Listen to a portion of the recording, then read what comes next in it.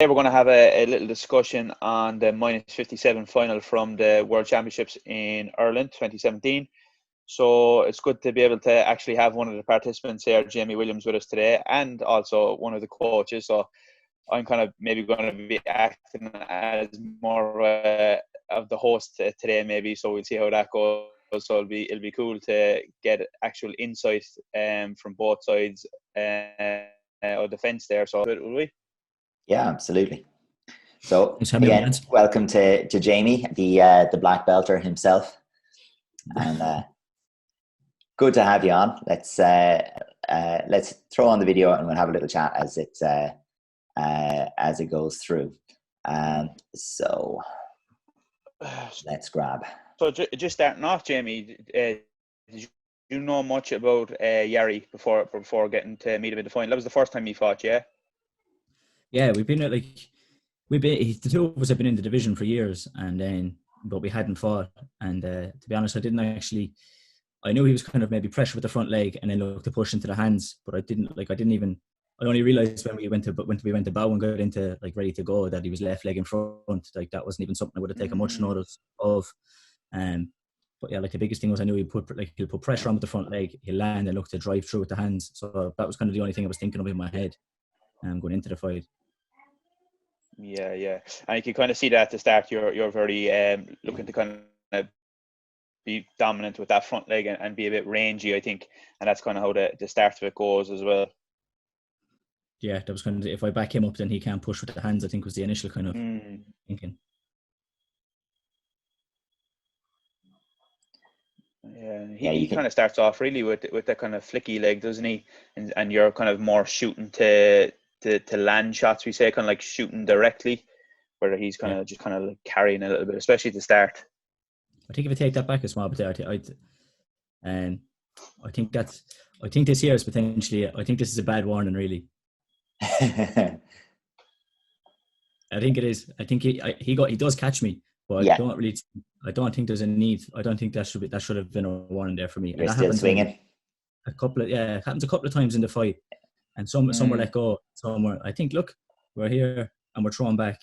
Like I think he could let it. Like I wasn't avoiding sparring. He was actually Jari was actually scoring on me as that was happening. Which is interesting as you say it, and you look at the scoreboard there, and you're going, well, yeah, that's the one that's kind of gone. That's because you come out of the early exchange with a 2-pointer.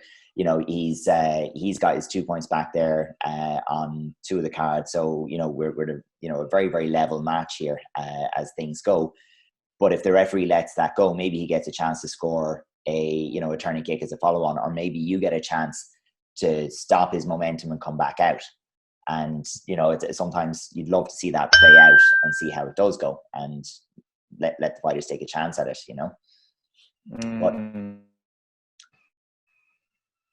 But I think that actually the immediate follow-up to that is a bit of a signature Jamie Williams shot as well, backing up, and then that little side kick just sliding in onto the hip as the person's pushing in. It's definitely a shot that I've seen you land plenty of times. This is very 57 stuff. But that's a very important one. I think that's a very important one, because he was actually looking to build a little bit of momentum there, I think, and you kind of just stopped him right in his tracks, just saying, you're not getting into this range too easily. Yeah. I think the next little bit there as well, kind of says, like, you have that kind of flashy 57 fighter stuff, people throwing legs, and then the decision to try, okay, let's jump the leg. Was there something that you were seeing in his front leg, in his side kick, that, because that wasn't a shot I was calling from the chair, that was one you saw yourself. What was the deal there? What did you see?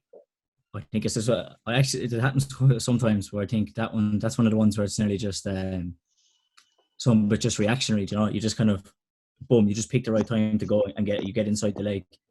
I think it was a bit unlucky, the fact that the way the legs match up, that there wasn't a chance to get more scores, because the legs kind of clashed. Yeah, and he fell. So I don't think I got like as much a return as like if I could get it. If the legs were the other way, you could have got the first punch, but maybe get him moving back a bit. That one there was kind of he ended up falling. Yeah. Well, I think what's interesting about that as well is you took the space from him really well, and then as he tries to take it back again, you're in. So it was kind of like almost you were expecting him to come back with that space again, I think, and like subconsciously, obviously, you probably recognized that and then just bid on it, like. Yeah. I think I kind of nearly saw that the leg was maybe dropping a bit as well, that I could get inside it. Like it wasn't, he hadn't kept it up. Again, I often think that like when you watch a match, these little shots don't get as much credit, and sometimes you see them in the slow motion replays in the middle. But you know, that little shot there comes back in the slow motion, and it's like it actually slips over the leg and onto the hip, and you're never sure in the moment. You know, does it land? I actually think it was that type of shot that gave me the lead at the very start as well. I think it was actually. So actually, that was one time where I did get it, where we did see it. It was a little one that sneaked in over. So I think that's actually what gave me the lead. But then that one didn't score. Oh, that's it. And when you're watching this is something that would be kind of from the training playbook of like as he's stepping off, you know, see if you can change the range and pin that leg. But he reacts to it quite well actually afterwards with the blitz. And I think, as you said, that your own reaction then, make sure the head's not in the way. And there again, it's leaving you in good ring position, you know? Yeah. That's actually something that we'll see a bit later on as well. I think there's a moment where the ring position where he has you kind of pinned, he circles out and gives up a lot of space. So I think ring position is important, even though you kind of ended up with a lot more warnings than you usually would. Yeah, I think that was the bad warnings after slipping the blitz. There was a couple of them definitely. So between, we say, the one at the very beginning that you mentioned, then there's maybe a couple like this where, you know, I think it's always a risk. But I mean, the risk reward is if Jari gets in there and he gets that, and we've discussed this, like it would have been very similar tactics fighting Tito and Tiziano Trimbley. And, you know, it's, if that weapon works for them, if they're getting return on it, this becomes a much harder match. So even if the result is that the technique is spoiled and there's no score, and maybe you can see the warning from time to time, it's like taking a defensive cycle. Sometimes it doesn't score, but if it stops them getting or building up momentum or getting a couple of scores, sometimes that's worth it in the trade-off. Incrementally, I think was the win. I think as well that the distance that Jari is trying to cover, I think, is just probably just a little bit too much. I think that he at the very, very start of the match, he did well of using the front leg to kind of get that space closer. And I think that he's just going from like way out aimlessly then a lot of the match, you know, and I think Jamie's a bit too clever for that to get through. The distance was, I do remember thinking as well in the fight that the distance was very far, because even I was trying to switch up, like, because the way he kind of holds his hands, like he's kind of covering with that one over the head. Yeah. I was kind of like, could I switch or even go to the hook kick? But it was kind of it's hard because I was having to carry so much distance to try and get close enough for it to work. He was able to just move back, or he was able to get a hand in the way. Yeah, and this is definitely an example of that. But where he had the hand there lined up in my arse. Okay. But I know that feeling. It's like when you see a shot and you're like, yes, I'm going to be able to hit him in the head, and you go for it so quickly, like, you know what I mean? It's just one of those things, isn't it? He just took it away then. Yeah. So were you thinking that at the time, or were you just thinking of that headshot is there, you can see it? I kind of fancied it was there. I fancied I'd have to get it, just had to right, like, quick enough at the right, because I knew he was looking to get his hand there, so I knew like I'd have to like maybe get the distance right, and it was potentially there. But I remember at the time when I hit the floor, that it bounced straight back up. Yeah. I think there's a tendency to, like, when we talk about how short the match actually is and how little time you have in the ring to be making decisions and changes of game plan. And I mean, so far in this round, Jari is still on that base game plan of like, you know, can I actually control or make Jamie move off the legs to set up this blitz? Because if I can get him stuck on his heels, or if I can get him stuck, you know, up in the air and not quite landed, then I'm going to get some good return out of this. And, you know, it's now, he hasn't had one since the very beginning that's landed square, but he hasn't changed the shorter. Yeah. This is what one back. That's the ring position one there that we just talked about, actually, that just passed. They're on like 203, where, you know, you actually, and he comes all the way around to the opposite side. Yeah, there. Yeah, so instead of keeping you kind of on the edge there, he came all the way around again, you know. Yeah. But was that that warning there again? Like I'm not too sure. Not happy with the warnings. I'm not too sure. Now there was one where we bumped bodies. Like my shoulder was kind of into his chest. It's like, right, that one's fair enough. But like, look, like I think that's fairly okay. Like to slip and come around. You see, the thing is, it's not. There's nothing in the rules that says you can't avoid being hit. That's kind of the point of it: hit and don't get hit. So it's down to the manner of it. So, like, you know, we've got this very kind of loosely worded warning there for avoiding sparring, which is obviously the only one that they can give. But you know, when we have something like an X-ray, you know, when you move under the kicking leg and around to the back, it's like, are you avoiding sparring, or actually are you moving very well to set up a counterattack? So it's like, if you throw a 360, are you avoiding sparring, or are you setting up a turning kick? And it's the same with this. I kind of feel like, is it movement that sets up hands, or is it avoiding sparring? And, you know, I think if you just drop the body on the spot and you come up in a kind of a clinch, I think you are risking that warning, and it's probably a fair cop. But if you can bring your body off the line and continue, I think it's good to go, you know? Yeah. Like even that one, like we switched positions. Like I started on the edge, slipped, came around. If he had actually just let the match go, like there was a potential that, well, either one of us could have attacked really. But even like if I could have caught him just to see he was turning or something, that's why I think that one was a bad one. And we talked about this as well with Adam Adrian recently about just the flow of that being kind of broken a little bit too often by referees at times. Yeah, and it can definitely have an impact in many ways on the match, you know, because obviously it's testing concentration for both competitors, and it allows these restarts, and we get to see it in this match as well, but where people can take advantage of the restarts. And, you know, it puts it much more like a point sparring scenario, you know. But just know that, like, for this one, Jari actually changes up his blitz. Sorry, let it run. And he's just gone, he hasn't used any footwork to set it up, and he's just gone directly. And whether it's a reaction to Jamie's kicking or, you know, straight in, but it's a good thing he didn't, you know, recreate this scenario too much. Did you find out where, Jamie, that jump into distance? Yeah, it's not your typical blitz. I find that you nearly practice to train against. He has a kind of different style blitz to the one that you tend to train, I think. Yeah. You're basically watching the movement pattern. So, you know, so when we talk about this sometimes, where someone has a novel movement pattern, it can still be very effective. So it might not be the most biomechanically efficient, but it can be, you know, it can still be something that really does work because you haven't trained it. You're not, it doesn't 100% familiar with it. So, I mean, I remember at the time. I was just wondering here now, what's the plan here at halftime? Yeah, I mean, it definitely felt like drawing the blitz still felt like the good call, because, like, that's the one I got the warning off. Sorry to interrupt you. That was the one at the very start that I said when it's in slow mo that he got the warning. Like, so when you look, like, where's the warning? Like, here, punch, and then we traded that it gets cut in. So yeah, harsh from that angle, definitely. Yeah, but and this one we don't know. Can we see the? That was the not so good one. the punch didn't land. Yeah, distance there was massive.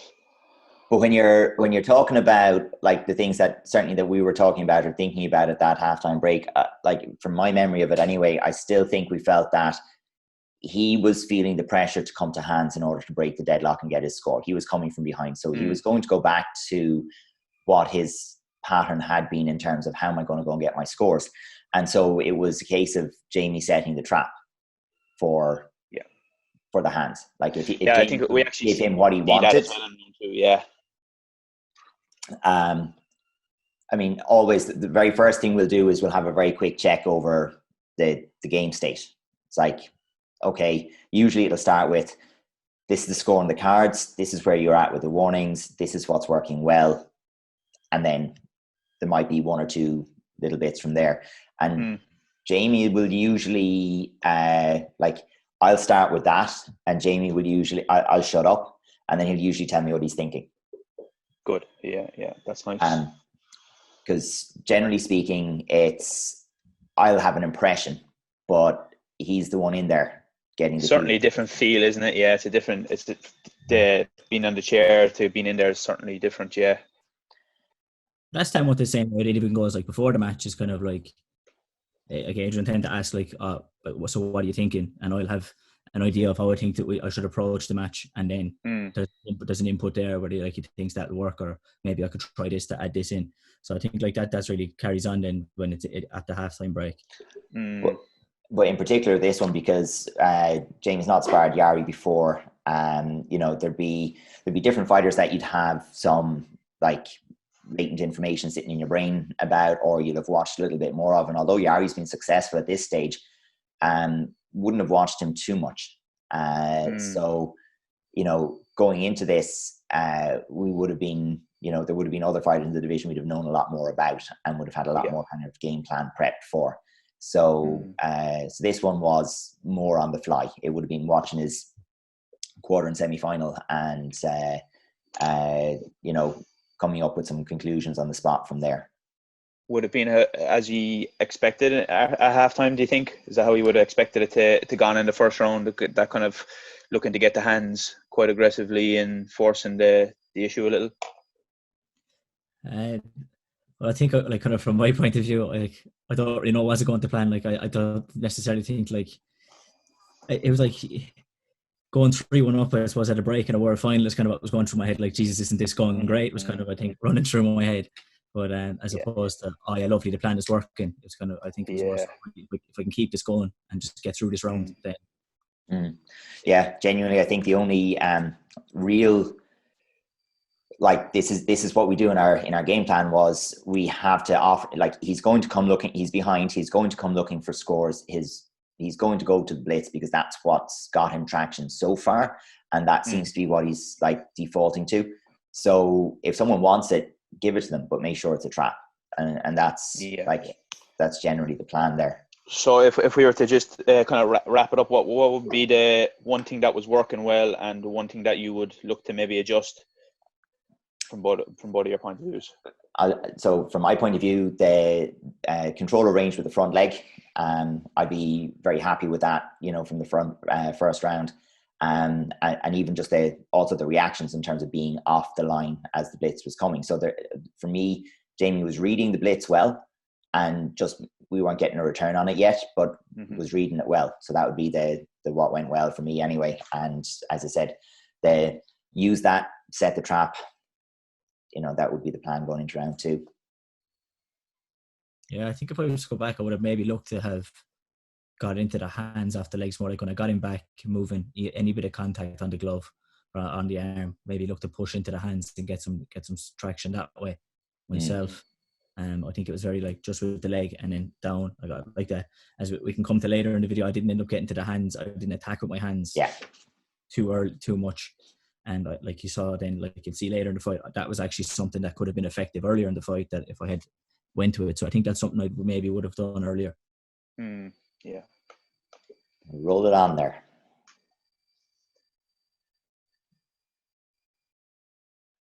You see there as well, like straight away from the C-Jack, like he was on the front foot looking to get scores back. Big intensity back, yeah. And you'd expect that at halftime to up that intensity. Yeah, a fighter with character is going to do that. Like, if they don't come out and try to make a game of it, there's something missing in the character there, and he came for it. I think there was actually similar to round 1 actually, of Jari was kind of like carrying that leg a little bit, looking to close the distance, and Jamie, you were looking for those direct shots a little bit more off the front leg. I think it was very similar to how the start of round 1 went, to be honest. Yeah, I think you can say, but just maybe a little bit higher intensity than round 1. Similar kind of game plan, yeah. There's a nice exchange here where, after that headshot attempt, you draw him onto the defensive side kick, but I think he's made quite a good reaction to it in that, he's looked to carry on and get that headshot. And again, it becomes potentially a very different game if he lands that. But as it was, it kind of, I think you're actually too too low in your stance or too short for him as the because like he's actually shot that up for, we'll say, your full standing height, and then as you come back off that defensive side kick, you're in a totally different body position, and I think he just shoots clear over the shoulder. It's a bit of a Mayweather roll there or something. I think again that just all goes back to the distance has been now expanded a bit again to Jamie's favour, and I think that actually sets all that up. Him being able to avoid that, and the whole idea of the defensive side kick as well. I think even there's examples where just in those last few seconds where Jamie's reach, I think, can be a little deceptive sometimes. Because often spars quite compact, and then when he stretches out, there's more range there than you expect sometimes. Limbs, man's got limbs. Spider. Not so much in the legs though, more so in the arms. No, praying mantis arms or something like that. And what, when we look at this, the back leg turning kick or the back leg coming in there, what's was there a particular reason you felt like that was there? I just felt like it could be fast and he wasn't expecting it. Yeah. I tried it a couple of times, I think, like even in the earlier round before this, and it had worked. So I think I even threw one in the first round as well. Definitely, yeah. I think I actually felt a cramp at the top of the hamstring when I threw the first one, but that one I just thought again, like, it's just there. He's kind of not expecting it. So that's another defensive side kick. And I think fair to Jari, he keeps it going as well, and it's kind of, that's something that we've seen earlier as well, isn't it? That he doesn't really let up if there's a score. He's looking to get back on his bike again straight away. Absolutely. There's a false start at the blitz there. And he probably scores the side kick back. Yeah, he does, yeah. He did. Yeah. So I remember even thinking at the time, like, lovely, I had timed it, because like that in the first round, slipping it had been a little bit hit and miss. So I thought like lovely, got the side kick, and then straight away caught back. I was like, shit, could I pull it around a bit better? Yeah, there's a bit of a big change up in this phase of the match, actually, where there's been a couple of warnings in quick succession. There's been a score either way, and I think, as you kind of peek over the scoreboard there, it's like, oh, 3 of these cards are after going very close. From I lost my way big time here, kind of in this kind of section of the match. I remember, I wasn't actually focused on any game plan. It was nearly just getting through. It was kind of through my head. Yeah, and I think that kind of carries through until it actually goes back level, and then I think this is actually a little bit of an indicator of that. Probably still kind of forming those thoughts, and Jari, in fairness to him, has done a great job there of capitalizing on that with the I remember you said to me here, actually, when you were fixing the belt, to fight him like it's level. Yeah. I remember you said that to me, because like that, the cards were I was up only by a small bit on each card. So I remember you saying play at level, and then on the restart I was asleep. Yeah. But, right, we are level. That's kind of what he wanted all fight. Like, he wanted that. That's what he was looking for the whole fight long, and that was the opportunity he got. But unfortunately for him, it was the only chance that he did get to close that distance really well with the hands. Yeah. You can see how effective he could be. If he can get his front foot. I mean, this is the thing. Like, you look at the blitz and why it's effective there. Like, he gets his left leg outside of Jamie's right foot, and you're kind of pinned. You can't step off the line then, and that's because he's got his distance better. But he's outside of the foot. There's nowhere to go, and so you're kind of caught there waiting for that right leg turning kick to come in. And it's like, all right, we'll just cover up and then hope there aren't too many scores on the board afterwards. But then, we have that side kick, and like, I remember going at this point, I'm not sure I understand the scoring in this match, because there was 2 of those and it's still 6-5 and 4. It's like it just wasn't coming at the time. So at that point, it's you're looking for something creative, and there you go to the first blitz. Yeah, it was just before that, like before we kind of came on, that I was saying that I was thinking in that moment, like that, like that's a split second, but you're having, like, you've had a full conversation nearly with yourself in that split second of, will I blitz him? Will I not? I'll just go for it, kind of a thing. I haven't blitzed him yet. And like, I know I can recognize my expressions over there. That's just me reading the board to you. I mean, that's just, it's still 2-2, and And that's all the information that you'll be getting at that stage. It's not going to be suggesting your shot. It's just a case of like, that's gone on. All right, it's 2-2. And, you know, this will go on. I'm celebrating a bit. No, it didn't work. Okay, it's still 2-2. And, you know. And psychic, yeah. Now, for me, I like this because... nice flow to that. Yeah, but I like the shot and I like what comes afterwards, but it's nothing to do with Taekwondo almost. It's completely a focus thing. So, you know, we've got this sequence that we've watched. It's 2-2. It's still 2-2 after the side kick. You go to the blitz and there's the side kick is a follow on and we have a break. Okay, we'll have a look at the scoreboard. Have a look again because now the situation has changed. And if you play it in real time, there's only like less than a second before Jari's attacking because like he's reacted well to the situation. He's obviously done the same and he knows where you're at. But the whole how of the match has changed in that 2 glances at a scoreboard. It's like, great, I'm 3-1. Warning. Okay, I'm still 3-1. Now everything changes. And it's about fighting for, you know, what's the situation? Because like if you're thinking there, you've got your 9th warning, the deduction happens and you're still 3-1 up. What's the first thing that goes into your head? That's why the spin came out. Yeah. Because I knew if it all went pear-shaped, he was going to kick me over, I was going to fall or go out. And I knew that the warnings weren't making a difference then. So that's actually why I remember at the time, spin and try and maybe that's waste. Experience for you. Run down the clock a small bit. And then the blitz that came after just flowed, and the way it just happened was it felt right nearly. Well, that's such a drill kind of thing, isn't it? We go back kick into blitz, or we do, you know, how do we recover the feet? And you'd often do that in training, just not to connect the two, but just to challenge the blitz and, you know, or challenge make sure that the back kick is thrown with a recovery. So you have to have your feet under you to blitz, and sometimes it just has a nice flow to it. I think that break there that gave you plenty of time to recompose, Jamie, and you could basically just see the match out from there. I think that little break, that was nice to just break it all up and break the intensity of it. I think that kind of gave you a nice opportunity to settle almost and just recompose yourself. Yeah, as I knew, like obviously another warning wasn't going to make a difference, but there's a few matches, and that's what kind of sections of matches where I wish I hit him. Like when he was coming, I was like, there's a chance for a big finish there. So he's just pushing. And I'm like, But like it's just, you know, if you're being hypercritical nearly, it's like I could have hit him there. There's once or twice because I did it. It kind of happened in the earlier rounds where I saw. Do you remember it was against Trimbley when I did the? I don't know if you remember if you would have seen it, Richie, but I did the side kick into the back kick because I was kind of that far ahead that I kind of saw it. So I kind of just went in and tried it, and I kind of nearly wish I did something. I kind of wish I did something similar. Just to finish it off nice, like, you know, top it off. But yeah,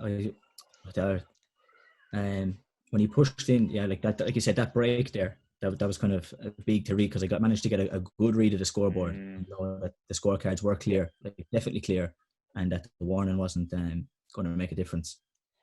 But, especially with the ring position that it did finish up in as well. It was like almost center of the ring. You could do pretty much what you wanted from there, and you just could get that deep breath, recompose. Yeah, okay, and just let's go. Yeah, but I think even like I was actually so focused at the time when I stepped out for that last one. I remember looking at the board and just seeing the clock and seeing 3 seconds left, and in my head it was like that, right? Focus for 3 seconds, because it wasn't kind of figuring out. No, the clock is still running until I see it, and that's when it's kind of like, oh, it's over, kind of a thing. I was kind of getting ready to 3 seconds to hold this out. And I think that's why you can kind of see I'm in my stance. I'm looking at the board. I'm looking at the warning. I'm kind of ready. Yeah. It's just like don't get hit. Simple, you win. Yeah. But I think I think if you're on the other side of that though, like that's where I think, like if you're on Jari's position, I think that's where you want the clock stopped in those situations. Oh, yeah, definitely. True. Yeah. And I think when you step back from that as a competitor, as a coach, you always want the clock stopped. Like you know, there's moments when you're happy to take the fact that the clock is ticking down. But I mean, if you abstract yourself from the situation completely and you sit there and, you know, coolly think about it, you always want to fight the time that's on the clock. You don't want to give it over. You don't want to give control of your fate over to anyone else. Yeah. But it's like that. I've had times where, like myself, I've got the benefit of it. The clock is still running, but then you look at the world semi-final last year against Vitali, where there's, I think, 8 seconds left, and by the time the match restarts, there's 2 seconds left, and you're going, well, if the I match only needed a warning or a point. Yeah, you're going there. So then it's like you're on the other side of it then. So when you're on the good side of it, it seems great, keep the clock running. But then you're on the other side of it, and you're kind of like, oh no, that's not great. I'd much prefer if it was stopped. So I think on the whole, I'd prefer if it was stopped.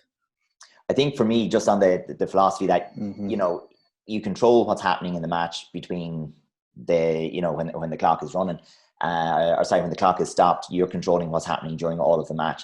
And there's a lot more random variables that squeeze into it that you've no control over. And they just lead to feel bad moments where one or the other fighter is going to feel bad about it if the referee takes an extra 3 seconds or an extra 6 seconds or whatever it is to restart a match. Or, you know, you look at, some people can be very, you know, consciously and unconsciously wise about it. And, you know, maybe they walk back to the wrong position on the ring, or maybe, you know, these things can happen. And you just like, all right, that wouldn't be such a big deal if the clock was stopped. Would people walk back to the wrong position? Well, no, not really. Not as often anyway. You know, that kind of stuff would play into it. But I think the one thing that the clock does for us in the stops and the scoreboards is it gives opportunities for, you know, people who are very focused, who are good at alternating their focus from like that kind of narrow external of the scoreboard to the like broader external of their opponent, and, you know, can shift their focus over and back. And when you can do that well at appropriate times, you can benefit from it. And then if it goes wrong, you've got, you know, you try to do it, you try to look and you're hit. So it's always a risk reward thing, you know, and like somehow I kind of prefer that as part of the game. Yeah. Well, I think to some degree, like there is certain situations where, you know, you just have to forget about the scoreboard and just deal with the situation that you're in with your opponent. Like maybe, right, I'm in the corner, I just have to get out. Like, you know, forget about scores, and you just have to just nearly fight that scenario, and then you can worry about the scoreboard. I think like in certain times, if you're just always, what's the scoreboard saying? It can kind of change how you fight a little bit, and sometimes it can be just in certain situations, it can be a detriment nearly to what you're going to do. Yeah. And you can mislead it and act inappropriately, you know. Yeah, when you look at that, then Adrian, obviously that like the culmination of a lot of years working with Jamie and things like that. What are some of the standout things there that you see? Maybe it's unfair to just say in one performance like that, but some maybe intangibles that you've seen there in that fight, like you talked about focus and things like that you would see as something that you would be proud to have helped Jamie with, you know, along his journey as a coach. Well, an example I give you was 2013 clubbed in Sweden, and Jamie was in his first senior year, European Championships, and was fighting and fighting very well. And he had a semi-final against Amit Batra, and the semi-final went to plan. Things went well. We've been watching Amit for a couple of years, and we had a good plan for Amit. And the final was against the second Polish fighter, and I'll do the guy a disservice by not remembering his name right now. But Rafal is, I think it's Zorgaleski, is his name. Yeah, Zigorelski or something like. I'll butcher it, so we'll leave the poor lad alone.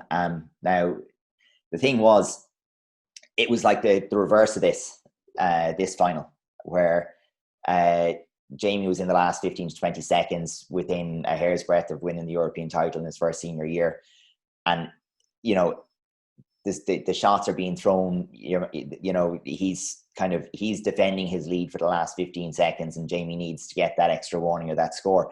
And the frustration of that, and you know, it's one of those things that, you know, when you're in that position, and Jari will have known in this match like that, in certain stages, you're every bit in that match. And so it comes down to the finer details of, you know, did I need to concede that warning?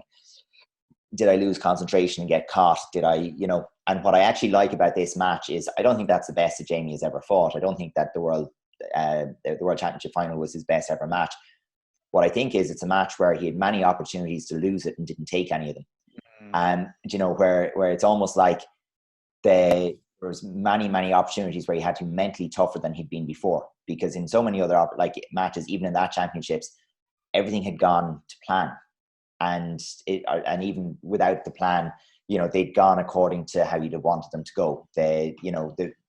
You started, you took control of something, you built a lead, you established a dominant position, and all of that worked well. And then this was different because, okay, it started with a lead, but it was kind of a hairy lead, and then Jari came back strong, and then gradually the lead was built back up. But there was moments and lapses of concentration, or moments where Jari was just really good and got the scores back. And I would have said, looking at it, there were moments where I think Jamie in previous iterations would potentially have found a way to lose it. And I don't mean that as any disrespect towards Jamie, but like, that's experience as a competitor, recognizing that, there's still time on this clock, there's still work to be done. This is the situation, I need to go back to work. Or, it's as important as it is to me, and I've made a mistake, I've done something silly. Okay, what's next? And even that, I think that's a great point. Even that mental toughness there of when it was 2-2, big Irish crowd. Obviously, a lot of people Jamie know watching very closely, and just the mental strength to be able to go for that blitz when it was 2-2 down to the not very much time on the clock. I think that alone is something that's very important. Particularly where it hadn't been on the cards for the match. Like, it wasn't something that he had done 4 or 5 times successfully. And you'd be forgiven for having a sense that this is all slipping away from me, so to react more positively to it and go and take it, is something to be really, really happy with. So that would be it for me. Yeah, I think it's when you think back, I don't know if you remember that 2013 final, I actually got it back to level to 2-2. Yeah. About 7 seconds left, and he pushed, and I went out of the ring. So I lost, I went from the draw to 2-1 to him on that warning. Like, it was like the match was over, warning. Like, this clock is saying 0, flips to him to win. So it's like I had done all the hard work, and I was nearly, I was back and nearly happy that I got it back to the draw. Right, we're going to go to the extra minute, but he just manages to push and get me out. So like that, like you say, 2-2. So like when it got back to 2-2, something could very easily maybe went the other like that when it went back to 2-2, that he could have pushed and then went ahead. But like that, I managed to stay focused and get a go for that blitz and get a kind of a flurry of clean shots that got me the win.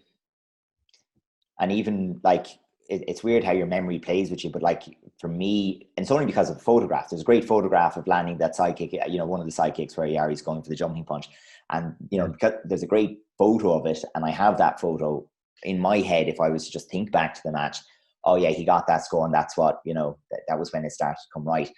It's not the blitz that would have lodged in my head until I went back and watched the video again. And it's funny how that can happen. Your memory can be, your memory will shape itself around what it's got available to it. But and like that, my memory of that final in 2013 was almost along the lines of, I think we had Amit ranked that much higher than Rafa. So having beaten Amit, didn't expect quite as much of a tough fight out of Rafa, and it was a tough fight, and Jamie had to work to get back into it. But it's funny, that's kind of like something we talked about with Ursha as well, Adrian, when we spoke to her about. Remember, she almost felt like her semi-final was her final, and that's happened to her a couple of times. Yeah, that's interesting for sure. Yeah, I think that definitely happened, because it was like that. We had it was the first time, obviously, the 57 had been a division, and we knew Amit Batra, so I was like looking at, right, well, get to him in the semi-final, and then like I didn't even really look at the bottom of the draw, didn't really know who was going to come through. And I think even Rafael got through because Andrea Lee got disqualified, I think, in the quarters. Right. So I think Andrea Lee was actually winning. So then, like, that's the only reason he got through, and then he ended up beating Dots in the other semi-final.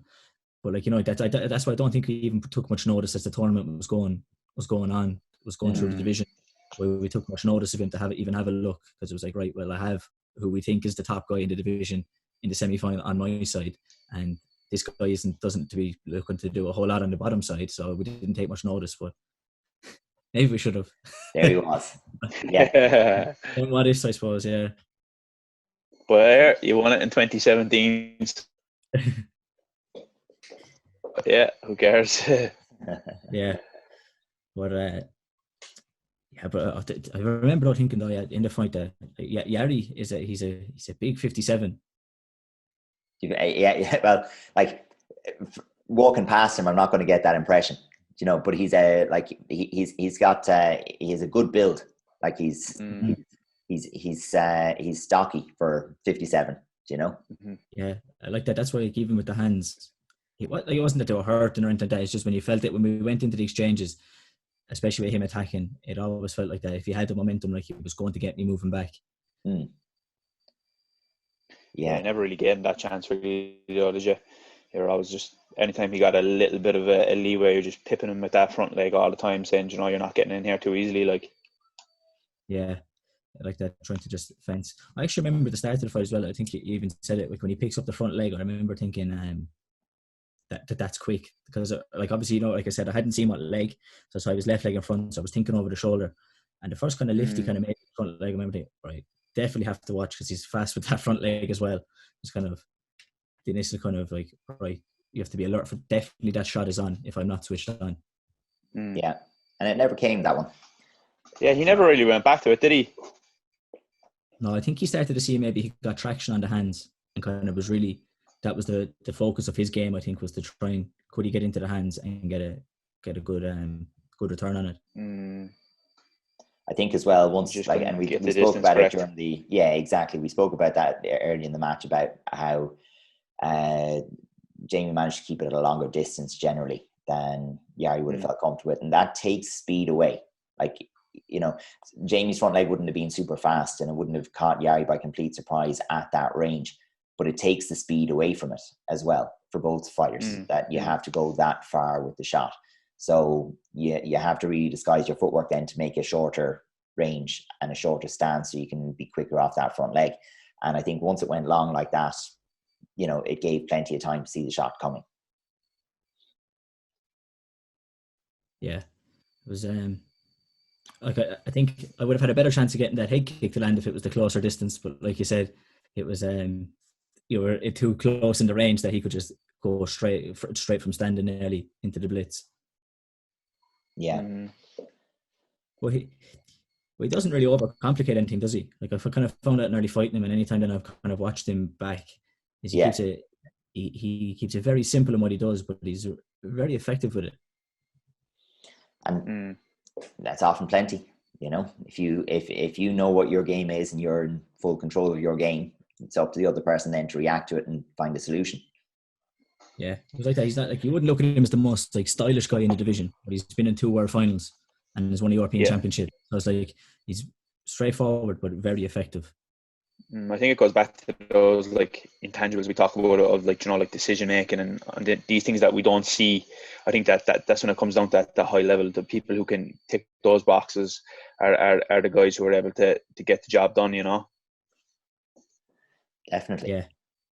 So it doesn't bring back any bad memories watching that fight, no? I always get to put that 5-4-3-2-1 feeling is always the best. I said a couple of people on the podcast like that if you could bottle up that, no, that'd be great. Just that feeling, you just hear that 5-4-3-2-1. That's what you do it for. That's it. Yeah, that's it. Like 5-4-3-2-1, deadly buzz, boys. Yeah, I like that because I was there. Like, because it's kind of what, like I said, when I was in the fight, there was a couple of seconds of that where I'm thinking, right, focus, and it's like it hit 0. So then when you get to watch it back and you hear it, you can take it in a little bit different, I think, to how actually it was at the time. But yeah, the feeling when it's hit the clock hit 0 is like you said, it's what you do it for. Super, brilliant. Listen, thanks Jimmy for joining us, and it was cool to get an insight from actually the person we're breaking. A nice way to do it for a change. Yeah. Thanks a million for having me on. It was enjoyable. Yeah, we'll be sure to give you a plug, and we'll link up the black belt there as well in the description of this. So if anybody hasn't checked out Jamie's podcast, be sure to do so. He's putting out great work there, especially over the lockdown period with some great guests. So yeah, check that out. Thanks a million. All the best, lads. Excellent. Brilliant. Catch you soon. Cheers. Thank you.